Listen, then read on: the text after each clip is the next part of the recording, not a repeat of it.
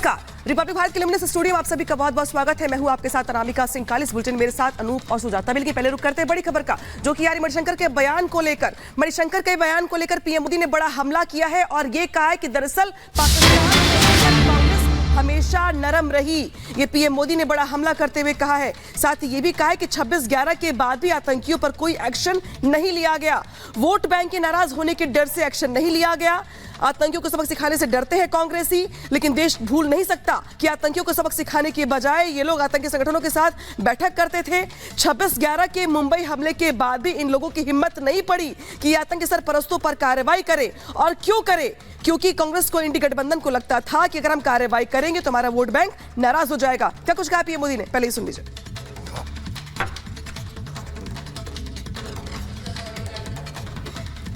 26 साल पहले आज के दिन अटल बिहारी वाजपेयी जी ने, उनकी सरकार ने पोखरण में परमाणु परीक्षण किया था और हमने ये दिखा दिया था कि देशभक्ति से ओत-प्रोत सरकार देश हित के लिए, देश की सुरक्षा के लिए, देश के लोगों की आशा अपेक्षा के लिए कैसे काम करती है। और मुझे याद है जब अटल जी की सरकार ने पोखरण परीक्षण किया था, दुनिया भर में जितने भारतीय समुदाय रहता था वो गर्व की अनुभूति करता था। और आजादी के बाद पहली बार विदेश की धरती पर लोग उनकी तरफ सम्मान की नजर से देखते थे। वो परमाणु परीक्षण की इतनी बड़ी ताकत थी। साथियों, एक वो दिन था जब भारत ने दुनिया को अपने सामर्थ्य का परिचय करवाया था। और दूसरी तरफ एक कांग्रेस की सोच, कांग्रेस बार बार अपने ही देश को डराने की कोशिश करती है। वो कहते हैं संभल के चलो, पाकिस्तान के पास एटम बम है, पाकिस्तान के पास एटम बम है, पाकिस्तान के पास एटम बम है। ये मरे पड़े लोग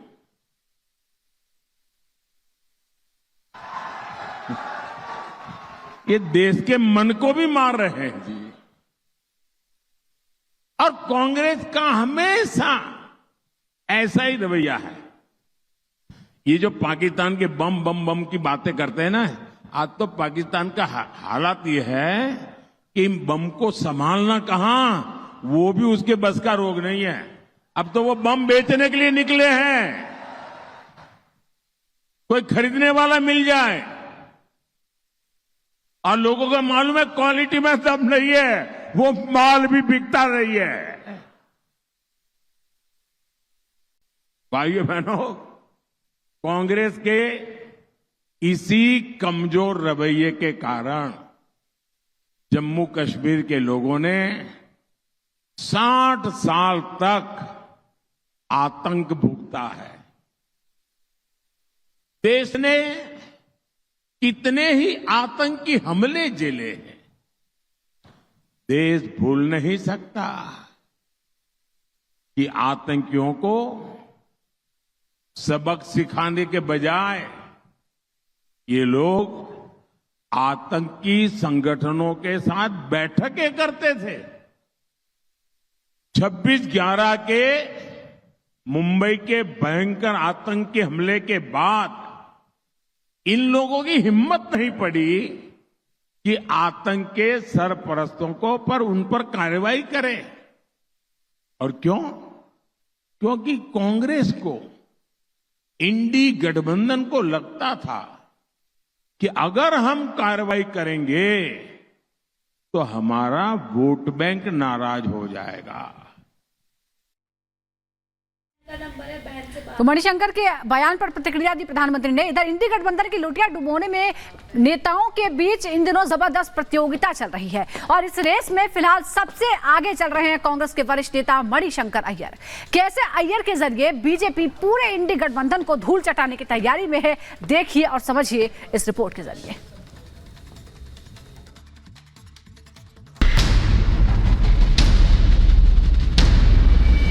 बम को लाहौर स्टेशन में फूटा तो 8 सेकंड के 8 पल के अंदर उसकी जो रेडियो एक्टिविटी है वो अमृतसर पहुंचेगी।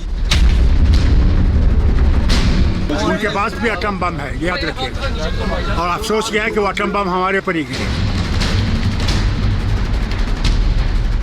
दर्द पाकिस्तान को होता है और रोना इंडी गठबंधन के नेताओं को आता है। डर पाकिस्तान को लगता है और बौखलाहट में इंडी गठबंधन के नेता आ जाते हैं। जहर उगलना पाकिस्तान चाहता है और जहरीली जुबान इंडी गठबंधन के नेताओं की हो जाती है। सवाल है इंडी गठबंधन के नेता आखिर ऐसा करते क्यों हैं? आखिर क्यों वो पाकिस्तान की तरफदारी में भारत विरोधी बयान देने पर उतारू हैं? आखिर क्यों कांग्रेस के मणिशंकर अय्यर जैसे वरिष्ठ नेता भारत के दुश्मनों को चेताने की बजाय अपने ही देश को डराने में लगे हैं? सवाल कई हैं, लेकिन सबसे पहले आप मणिशंकर अय्यर का विवादित बयान सुनिए और ये समझने की कोशिश कीजिए कि आखिर अय्यर ऐसा क्यों बोल रहे हैं। एक सॉवरेन मुल्क है और कि उनकी भी इज्जत है और उस इज्जत को कायम रखते हुए आप उनसे जितनी कड़ी बात करना चाहते हो करो, लेकिन बात तो करो। बंदूक को लेकर आप घूम रहे हो और उससे क्या हाल मिला? कुछ नहीं, तनाव बढ़ते जाता है। और कोई भी पागल वहां आ जाए तो क्या होगा देश का? उनके एटम बॉम्ब है। हाँ, ये भी है। हाँ, हमारे पास है, लेकिन किसी पागल ने हमारे बम को लाहौर स्टेशन में फूटा तो 8 सेकंड के 8 पल के अंदर उसकी जो रेडियो एक्टिविटी है वो अमृतसर पहुंचेगी। ऐसा नहीं है कि कांग्रेस नेता मणिशंकर अय्यर ने पाकिस्तान की तरफदारी पहली बार की है। इससे पहले भी मणिशंकर पाकिस्तान के प्रति अपना लगाव राष्ट्रीय और अंतर्राष्ट्रीय मंचों पर जाहिर करते रहे हैं। उन्होंने लाहौर दौरे पर भी भारत के हिंदू राष्ट्र बनने की भविष्यवाणी करते हुए अंतर्राष्ट्रीय स्तर पर भारत को कट्टरवादी देश करार देने की कोशिश की थी, जो बेकार साबित हुई। लेकिन जिस तरह से अय्यर इस बार भारत को धमकाने वाले शब्द इस्तेमाल कर रहे हैं, उसने चुनाव के बीच बीजेपी को भड़का दिया है। क्योंकि एक तरफ जहां कांग्रेस नेता का ये रवैया केंद्र सरकार के गले से नीचे नहीं उतर रहा, तो दूसरी तरफ राष्ट्रवाद के मुद्दे पर चुनाव में उतरी बीजेपी भी इस बयान को पचाने की मूड में नहीं है, जिसका नतीजा ये है कि गृह मंत्री अमित शाह ने कांग्रेस के खिलाफ मोर्चा खोल दिया है।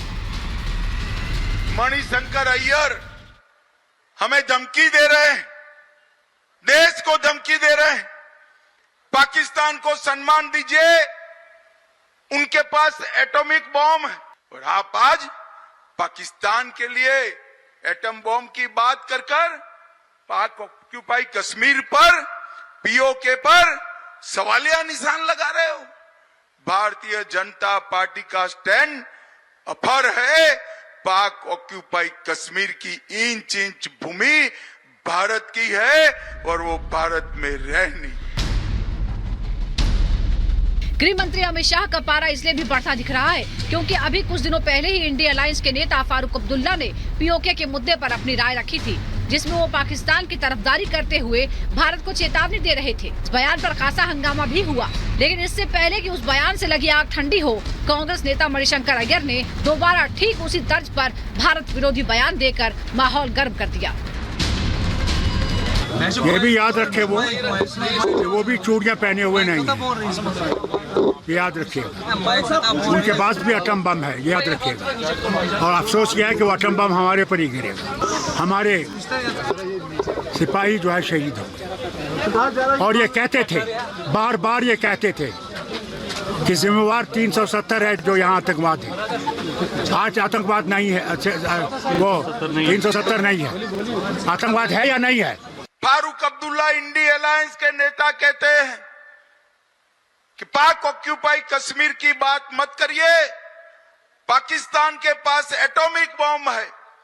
मैं कांग्रेस पार्टी और इंडी अलायंस वालों को कहना चाहता हूं, पाक ऑक्यूपाई कश्मीर भारत का है, इसको कोई नहीं छीन सकता भारत से, कोई नहीं। हालांकि चुनाव के बीच बीजेपी के हमलावर रुख को देखते हुए कांग्रेस नेता इसे बीजेपी का चुनावी स्टंट बताते हैं।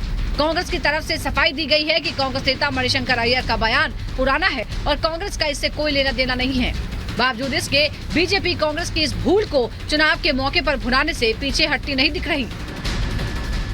भारतीय राष्ट्रीय कांग्रेस श्री मणिशंकर अय्यर की कुछ पुरानी टिप्पणियां जिनको आज भाजपा पुनर्जीवित कर रही है, उन टिप्पणियों से भारतीय राष्ट्रीय